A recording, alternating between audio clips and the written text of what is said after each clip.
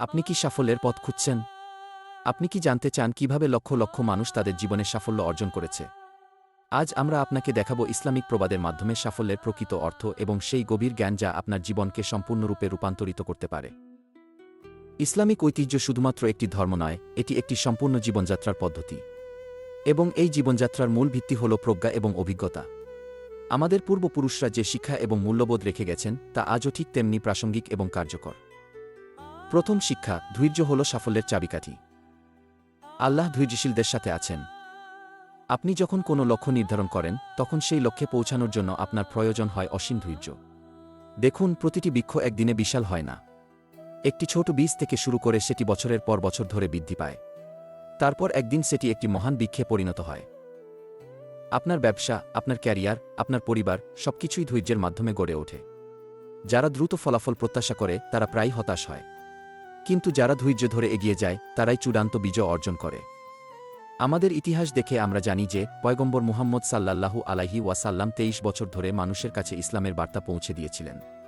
প্রথম দিকে যখন মাত্র কয়েকজন মানুষ তার বার্তা শুনেছিল, তখনও তিনি থেমে থাকেননি।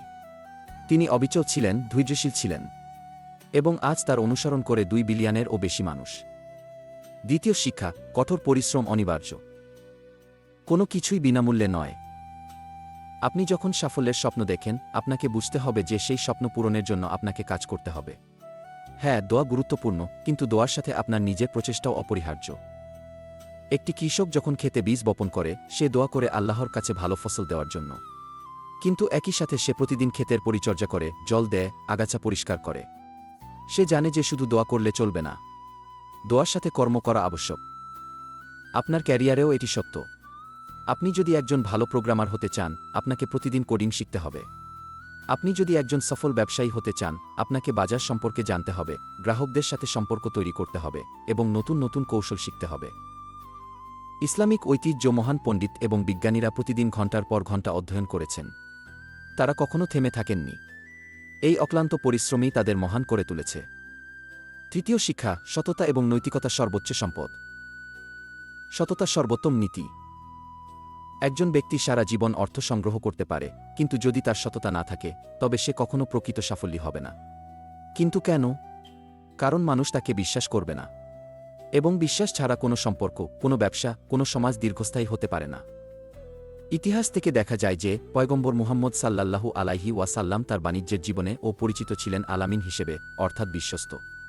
মানুষ তার কাছে তাদের মূল্যবান জিনিস রেখে যেত, কারণ তারা জানত তিনি সেগুলো সঠিকভাবে রক্ষা করবেন। আজকের যুগে, যেখানে সবাই দ্রুত অর্থ উপার্জনের জন্য প্রতিযোগিতা করছে, সেখানে যে ব্যক্তি সততার পথে চলে, সে নিজেই একটি ব্র্যান্ড হয়ে ওঠে।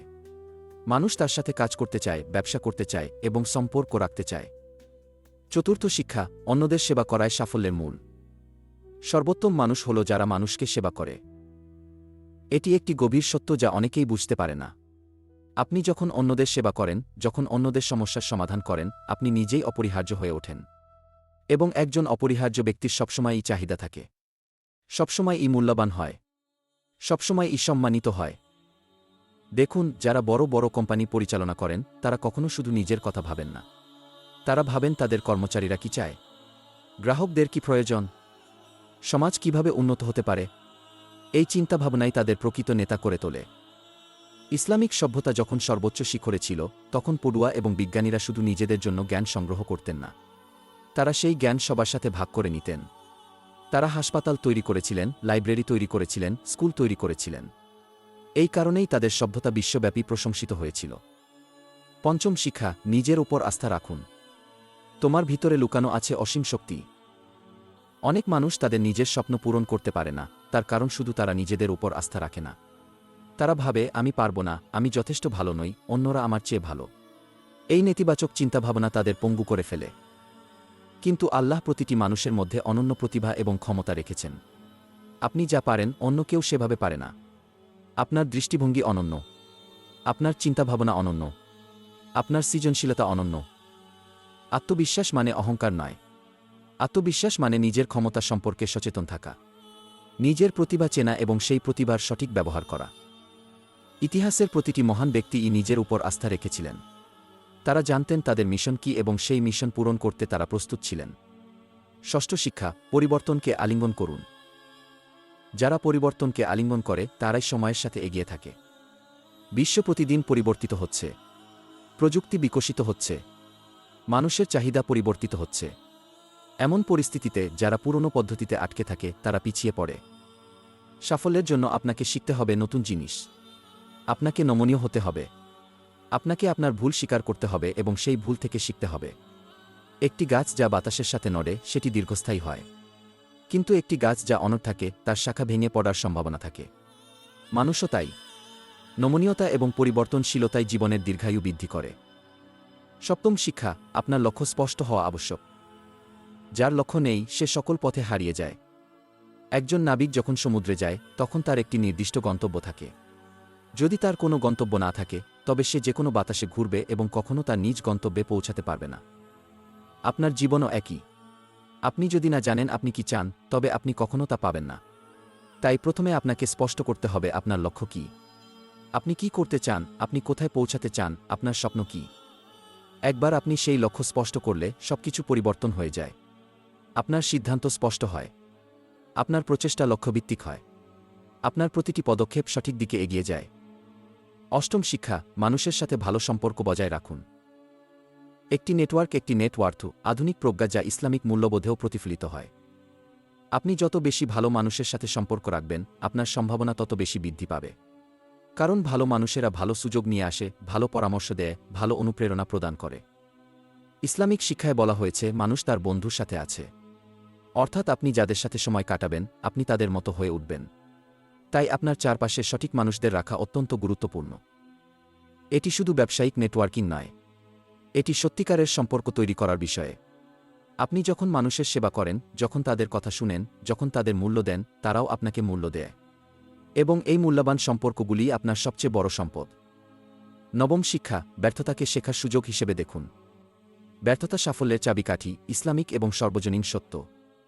প্রতিটি সফল ব্যক্তিই ব্যর্থ হয়েছে, একবার নয় একাধিকবার। কিন্তু তারা থেমে থাকেননি। তারা প্রতিটি ব্যর্থতা থেকে শিখেছে এবং এগিয়ে গেছে। মানসম্মত পরীক্ষা নিরীক্ষা ছাড়া আপনি কখনো নতুন কিছু শিখতে পারবেন না। বিজ্ঞানীরা যখন গবেষণা করেন তারা অনেক ব্যর্থ পরীক্ষা করেন, কিন্তু প্রতিটি ব্যর্থতা তাদের সাফল্যের দিকে এগিয়ে নিয়ে যায়। আপনার জীবনেও এটি সত্য। যদি আপনি কখনো ব্যর্থ না হন এটি মানে আপনি যথেষ্ট চ্যালেঞ্জিং লক্ষ্য নির্ধারণ করেননি। সাফল্যের পথে ব্যর্থতা স্বাভাবিক। গুরুত্বপূর্ণ হল ব্যর্থ হওয়ার পর উঠে দাঁড়ানো। দশম শিক্ষা, আপনার প্রভাব বিস্তার করুন। একজন মানুষ হাজার মানুষকে প্রভাবিত করতে পারে। সাফল্যের চূড়ান্ত পরিমাপ শুধু অর্থ নয়, এটি আপনি কতজন মানুষকে ইতিবাচকভাবে প্রভাবিত করতে পেরেছেন, আপনি কতজন মানুষের জীবন পরিবর্তন করতে পেরেছেন। আপনার জ্ঞান শেয়ার করুন, আপনার অভিজ্ঞতা বলুন। আপনার সাফল্যের গল্প অন্যদের অনুপ্রাণিত করবে, এবং যখন অন্যরা আপনার দেখাদেখি এগিয়ে যায় আপনার প্রভাব বহুগুণ বৃদ্ধি পায়। ইসলামিক ঐতিহ্যে বলা হয়েছে যে ব্যক্তি অন্যদের দিকে পথ দেখায় তার কাজের অংশ তার সারা জীবন ধরে চলতে থাকে। অর্থাৎ আপনি যখন একজন মানুষকে সঠিক পথ দেখান সে যা করবে তার সওয়াবও আপনি পাবেন। এভাবে আপনার প্রভাব চলতে থাকে অবিরাম। বন্ধুরা, সাফল্যের কোনো গোপন সূত্র নেই, বরং এটি হলো অনেকগুলি ছোট ছোট বিষয়ের সমন্বয়। ধৈর্য, পরিশ্রম, সততা, সেবা, আত্মবিশ্বাস, নমনীয়তা, স্পষ্ট লক্ষ্য, ভালো সম্পর্ক, ব্যর্থতা থেকে শেখা এবং অন্যদের প্রভাবিত করা, এই সব কিছুই মিলে তৈরি হয় প্রকৃত সাফল্য। ইসলামিক প্রবাদগুলি হাজার বছরের পুঞ্জিত জ্ঞান। এগুলি শুধু সুন্দর কথা নয়, এগুলি জীবনের ব্যবহারিক নির্দেশনা। আপনি যদি এই নির্দেশনাগুলি অনুসরণ করেন আপনার জীবন অবশ্যই পরিবর্তিত হবে। তাই আজই শুরু করুন। আজই সিদ্ধান্ত নিন যে আপনি পরিবর্তন আনতে চান। আজই প্রতিশ্রুতিবদ্ধ হন যে আপনি ধৈর্য ধরবেন, কঠোর পরিশ্রম করবেন, সততায় চলবেন এবং অন্যদের সেবা করবেন। কারণ সাফল্য তাদের জন্য অপেক্ষা করছে যারা এটি খুঁজে বের করতে প্রস্তুত।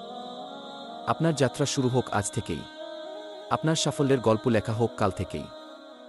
বন্ধুরা, আমরা আজ যে শিক্ষাগুলি শেয়ার করেছি সেগুলি আপনার জীবনকে পরিবর্তন করতে পারে যদি আপনি সেগুলি আপনার জীবনে অ্যাপ্লাই করেন।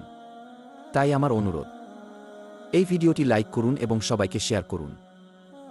নোটিফিকেশন বেল চাপুন যাতে আপনি আমাদের পরবর্তী ভিডিও মিস না করেন। কমেন্টে বলুন এই প্রবাদগুলির মধ্যে কোনটি আপনার সবচেয়ে বেশি পছন্দ হয়েছে।